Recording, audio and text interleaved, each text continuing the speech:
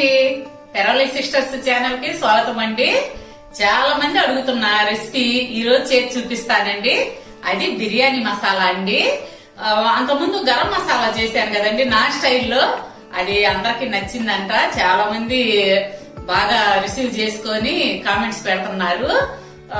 ఇది చేయమని అడుగుతున్నారండి. ఈ రోజు చేసి చూపిద్దాం అనుకుంటున్నాను. చూసి చేసుకోండి మీరు కూడా.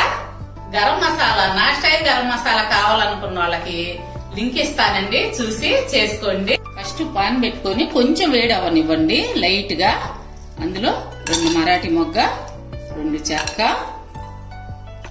3 అనాస పువ్వు, 3 జాపత్రి అండి, 2 నల్ల యాలకులు, 10 యాలకులు అండి, 20 లవంగాలు తీసుకున్నానండి, 1 స్పూను మిరియాలు,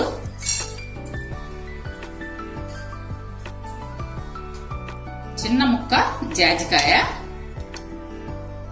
చిన్న స్పూను జీరా అండి, చిన్న స్పూను షాజీరా. ఇది దోరగా వేయించుకుంటుండండి. బిర్యానీ ఆకు 2 తీసుకున్నానండి, ఇట్లా ముక్కలు చేసుకోండి.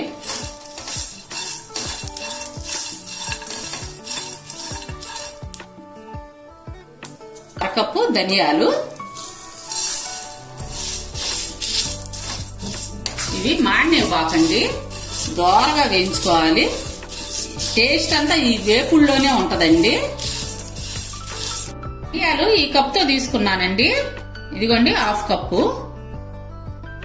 ఇప్పుడు 1 స్పూను గసాలండి. గసాలు ప్రత్యేకంగా వేడి చేయక్కర్లేదు. ఈ ధనియాలు వేడికే అవి చిటపటలాడిపోతున్నాయి చూడండి. 5 నిమిషాలు ఆరబెట్టేసుకుందామండి. ఇవి చల్లారాక ఇలా మిక్సీ వేసుకుందాము. ఈ విధంగా పౌడర్ చేసుకోవాలండి.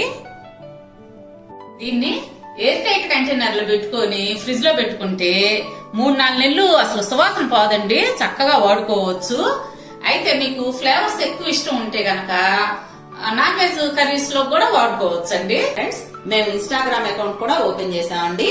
మీరు మమ్మల్ని అక్కడ ఫాలో అవ్వచ్చు. మీరు చేసిన రెసిపీస్ ఏమైనా ఫొటోస్ ఉంటే మాకు ఆ అకౌంట్ షేర్ చేయండి. అవి మేము చూసి సంతోషిస్తాము. మీకు ఈ వీడియో నచ్చినట్టయితే లైక్ చేయండి, షేర్ చేయండి. అలాగే కొత్త వాళ్ళు మా ఛానల్ ని తప్పకుండా సబ్స్క్రైబ్ చేసుకోండి ఫ్రెండ్స్. ఓకే, నెక్స్ట్ వీడియోతో మళ్ళీ కలుస్తామండి. అప్పటి వరకు బాయ్.